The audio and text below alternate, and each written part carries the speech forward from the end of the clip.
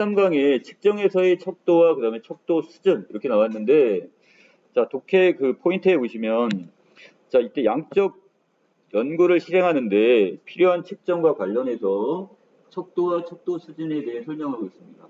이거를 우리가 지금 데이터화 시키거나 이러려면 양적으로, 수량적으로 이걸 지금 측정을 할 수가 있어야 돼요. 수치화 시킬 수가 있어야 된단 말이야. 자, 그래서 이것을 척도와 척도 수준에 대한 설명이라고 있고요. 자, 그리고 마지막 부분에 보시면 통계에 기반하는 이 양적 연구의 경우에도 이 측정 과정에서 오류가 발생할 수가 있습니다. 그렇기 때문에 이걸 주의해야 된다, 이런 내용으로 되어 있어요. 자, 부분 들어갑니다. 통계에 기반하는 양적 연구를 실행하기 위해서는, 자, 추상적인 대상이나, 자, 여러 가지 어떤 변화 요인, 이런 원인이 되는 것들을 구체적인 숫자로 치환해야 하는데, 이런 치환 과정을 우리는 뭐라 한다? 이걸 측정, 이렇게 이야기합니다. 자, 측정 없이는 숫자로 표현되는 데이터를 수집할 수 없기 때문에 양적 연구를 실행할 때는 이 측정과 척도에 대한 이해가 먼저 수반이 돼야 될 겁니다.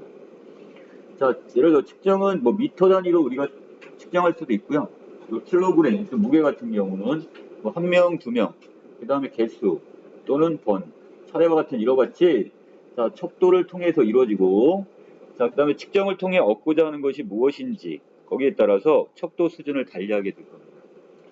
자, 척도 수준에는 명목 수준이나 서열 수준, 등간 수준이나 비율 수준, 자, 이런 것들을 우리가 지금 나타낼 수가 있는데, 자, 먼저 명목 수준입니다.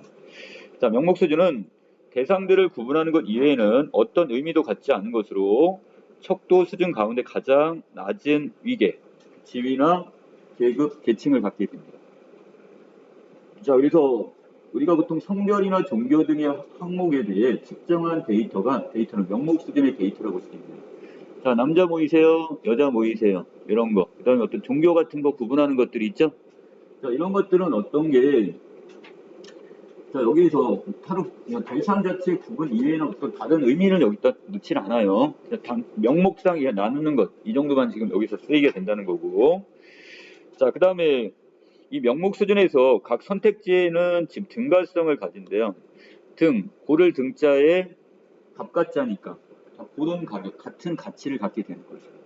예를 들어서 남자하고 여자 중에서 어떤 한쪽이 더 높은 가치나 이런 건 없습니다. 그냥 대등한 가치인데 이쪽은 남성 측, 이쪽은 여성 측, 이렇게만 그냥 구분이 되는 겁니다.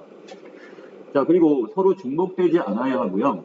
자, 이런 것을 우리는 상호 배타성, 자, 그리고 모든 대상을 포함해야 한다는 완전 포괄성이라는 기준을 동시에 만족시켜야 됩니다. 자, 여기 앉아있는 사람 중에 아까처럼 남성 이쪽 모이고 여성 이쪽으로 모이세요 그랬는데, 만약에 정록이가 가운데 서 있었단 말이야. 얘는 어떻게 된 거야? 남자도 아니고 여자도 아니고 이렇게 하면 안 되고 한쪽으로 가야 된다고 지금. 자, 그 다음에 아랫부분에 명목 수준의 선택지에는, 자, 성별이나 종교 등에 해당하는 내용이 제시되기 때문에, 자, 응답자의 응답값은 산술적 가치를 갖고 있지는 않아요.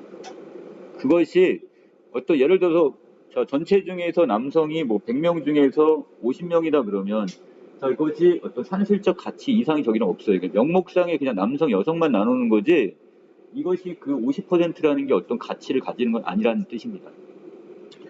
자, 그래서 대상의 어떤 부분만 나타낸다는 것이고, 자, 그 다음에, 자, 서열 수준은 명목 수준보다 약간 상위의 위계 질서를 갖게 되는데, 자, 이때 서열 수준이란 대상들 간의 순서를 측정하는 수준을 말합니다. 각 선택지에 대해 응답자가 부여한 서열은 산술적 가치를 갖고 있는 것이지만, 이 값이 각 선택지에 대한 점수를 의미하는 것이 아니기 때문에, 자, 이를 사칙 연산으로는 불가능해요. 자, 그래서, 자, 여기서 서열 수준 자체는 산술적 가치는 갖고 있다. 자, 하지만 사칙 연산으로서 얘를 더하거나 곱할 수는 없다. 이렇게 보시면 되겠고, 예를 들어 국어와 수학 중에 지금 좋아하는 과목의 순위를 표시해 주세요 그랬을 때, 자, 이 응답자가 국어 1, 그다음 수학을 2로 표시를 했어요. 자, 이때 이 응답자가 국어를 수학보다 더 선호한다는 것만을 판단할 수 있을 뿐이지, 자, 여기서 이것을 순서 자체, 이거 빼놓고는 지금 다른 건 없다는 얘기예요, 지금. 자, 서열 수준보다 지금 상위에 위계에 있는 척도 수준은 바로 이 등간 수준인데, 이 등간. 자, 여러분들 1등, 2등 이런 등간, 간격을, 등간, 일정한 간격을 나타내는 걸 등간격이라고 하죠. 자, 그래서 각 선택지에 제시된 값은 자 1, 2, 3, 4가 될 수, 3, 4, 5로 할 수도 있고요. 그러면 이때 등간격은 얼마씩이에요?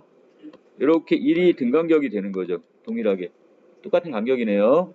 또는 자 여기 1, 3, 5, 7이 되면 결국 어떻게 자, 홀수니까 그냥 이렇게 플러스 2의 등간격을 갖게 되는 거죠. 자, 이 값이 간격이 동일합니다. 이 등간 수준을 척도 수준으로 하는 항목에 대한 응답값은 자, 산술적 가치를 갖고 있으며 이 응답값을 가지고 자, 사칙 연산 중에 뭐는 할 수 있어요? 덧셈과 자, 뺄셈만 가능합니다. 자, 그러나 이 곱셈과 나눗셈을 하는 것은 불가능하게 되는 거죠. 자, 그래서 어떤 대상의 속성을 측정하기 위한 등간 수준의 항목에서 자, 응답값이 3인 경우와 자, 비교했을 때 응답값이 9인 경우가 해당 속성을 3배 가졌다고 할 수는 있다 없다? 없어요. 곱하기나 나눗셈으로서 이게 성립이 안 됩니다. 자, 연구자는 이 선택지를 1, 3, 5, 7, 9로 제시했을 수도 있고 3, 6, 9, 12 이렇게 제시했을 수도 있어. 자, 그렇기 때문에 이때 여기서 지금 이야기하는 자, 여기 3하고 그 다음에 9일 때는 등간격이 지금 얼마가 된 거예요? 이때는 지금 2니까 6의 간격이 벌어지나요? 자, 그렇지만 이때 3, 6, 9가 되면 등간격이 얼마예요? 3이씩이죠? 자, 이렇게 벌어지기 때문에 이 간격이 지금 이때는 의미가 다르게 되는 거죠. 이해되시나요? 자, 그 다음에 척도 수준 가운데 가장 높은 위계질서에 있는 것은 바로 비율 수준입니다. 자, 비율 수준은 자, 여기서 응답값을 가지고 자, 사칙 연산의 덧셈부터 자, 나눗셈까지가 다 가능합니다. 자, 이 비율 수준은 일반적으로 직접 관찰할 수 있는 물리적 사건이나 자, 현상을 측정하는 데 사용되는데 자, 속도 또는 길이, 자, 면적을 나타내는 척도, 이 비율 수준을 갖고 자, 이때 절대 0점을 갖는 것이 특징이 되겠습니다. 자, 그래서 예를 들어서 일정 0을 기준으로 해서 이것이 방향이나 여기에 따라서 달라지는 거 있죠? 속도 같은 경우는 이럴 때 할 때 자, 동쪽으로 가냐 서쪽으로 가느냐에 따라서 그 방향에 따라 플러스 값을 갖냐 마이너스 값을 갖냐 이렇게 나눌 수도 있고 자, 길이라는 것도 이렇게 나눌 수가 있고 면적도 마찬가지가 되는 거고요. 자, 일정한 절대 0점을 가지고 거기로부터 더 커지냐 작아지냐에 따라 플러스 마이너스를 표시할 수 있다 이런 얘기예요. 자, 그 다음에 의사소통과 같은 사회 심리학적 현상을 연구하는 분야에서도 자, 이런 양적 연구가 이루어진대요. 자, 달리 이야기하면 결국 이것을 이 심리학적인 현상에서도 이것을 수치로서 환산해가지고 이것을 이제 어떻게 통계를 낸다는 얘기가 되겠네요. 자, 의사소통 분야에서 측정의 대상은 언어의 민감성이나 대중 매체의 친숙도나 자, 의사소통의 능력이나 자아 효능감, 공격성과 같이 추상적인 개념 경우가 많은데 자, 이건 어떻게 보면 추상적이라 어떻게 이걸 수치화시킨다는 게 그냥 이렇게 눈으로 어떻게 보여지는 건 아니잖아. 그러니까 이걸 수치화시키는 거야, 지금. 이 측정의 변인 역시 의사소통 주체들의 속성이나 인지, 태도, 행동 관영 등으로 추상적인 경우가 대부분입니다. 자, 이때 사회 심리학 분야에서는 이렇게 추상적인 대상이나 변인들을 자, 구체적 숫자로 바꾸는 측정을 자, 뭐라고 한다?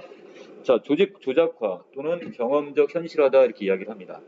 자, 그런데 연구자가 어떤 대상에 대해 다양한 조작화를 할 수 있으므로 어떤 조작화 방법을 선택하여 대상을 측정하느냐에 따라 그 측정의 결과는 달라질 수가 있어요. 자, 그래서 우리가 되게 중요한 것 중에 통계를 내거나 측정을 할 때 그건 그 사람 측정자의 그 의도가 들어가게 되면 그것은 완전 방향이 결과치가 다르게 나올 수도 있어요. 자, 그 다음에 그러므로 연구자는 기존의 조사를 통해 적절한 것으로 인정된 조작화 방법을 사용하거나 자, 객관성을 인정받을 수 있는 조작화 방법을 새롭게 마련을 해야 될 겁니다. 자, 둘 이상의 조작화 방법을 함께 사용하여 측정 결과를 비교 분석하는 방법도 있고요.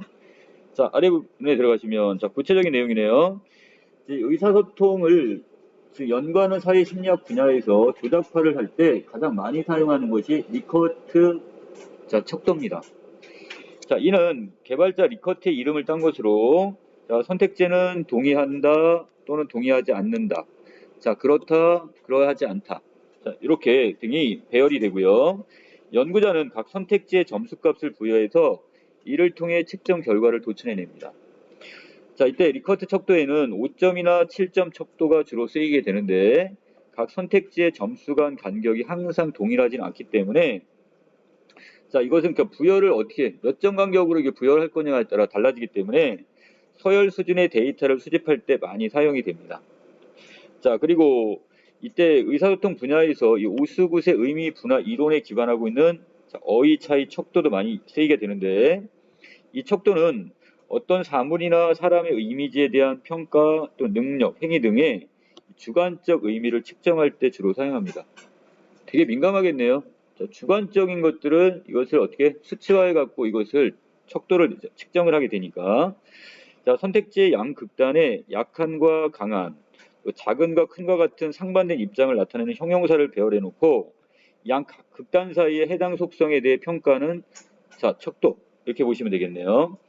이 어휘 차이 척도는 리커트 척도와 마찬가지로 연구자가 각 선택지의 점수값을 부여하고 서열 수준의 데이터를 수집할 때 이것을 사용하게 됩니다. 자, 결국 공통점은 여기는 리커트 척도나 오스굿 척도나 결국 둘 다 서열 수준의 데이터를 수집할 때 사용할 수 있다. 이렇게 보시면 되겠네. 자, 통계에 기반하는 양적 연구 결과는 믿을 만한 경우가 많지만 측정 과정에서 오류가 발생하는 경우가 많아요. 자, 그래서 우리가 두 가지, 자, 신뢰도와 그 다음에 이 타당성 있죠? 이것이 떨어지는 경우가 그래서 발생을 합니다. 자, 먼저 신뢰도는 자, 여기서 이 세부적인 내용 좀 기억을 해 놓으셔야 될 겁니다. 일시적인 오류 발생과 관련된 것으로 자, 응답자의 개인적인 특성으로 인해서 자, 오류가 발생할 수 있고요. 자, 조사 시점의 상황으로 인해서 오류가 발생할 수 있고 또 자료가 수집되는 상황으로 인한 오류가 발생할 수가 있습니다. 자, 이것은 바로 일시적 오류로 보시면 될 것 같은데 자, 거기에 비해서 자, 타당성은 목표에 부합하지 않고 비체계적인 측정과 관련된 것으로 이 타당성이 결여된 측정은 바로 다시 조사를 해도 계속해서 오류가 발생을 하게 됩니다. 자, 예를 들어 모든 응답자를 포괄하지 못하거나 자, 이게 구체적인 내용이겠네요. 자, 이건데 자, 모든 응답자를 포괄하지 못하거나 선택지의 내용이 중복되거나 측정하고자 하는 바와 동떨어져 있는 등의 설문지 자체 오류 그리고 데이터 연산을 방법이 잘못되는 등의 오류 자, 이런 등이 발생하면 타당성이 결여되기 쉽습니다. 자, 그러므로 연구자는 이 수집된 자료의 분석에 앞서 자, 이 수집된 자료가 얼마나 대상의 속성을 정확히 반영하고 있는가에 대해 평가하고 자, 오류 발생 여부를 주의 깊게 우리가 확인할 필요가 있다는 얘기가 됩니다. 자, 여기까지 내용 정리 일단 마치겠습니다.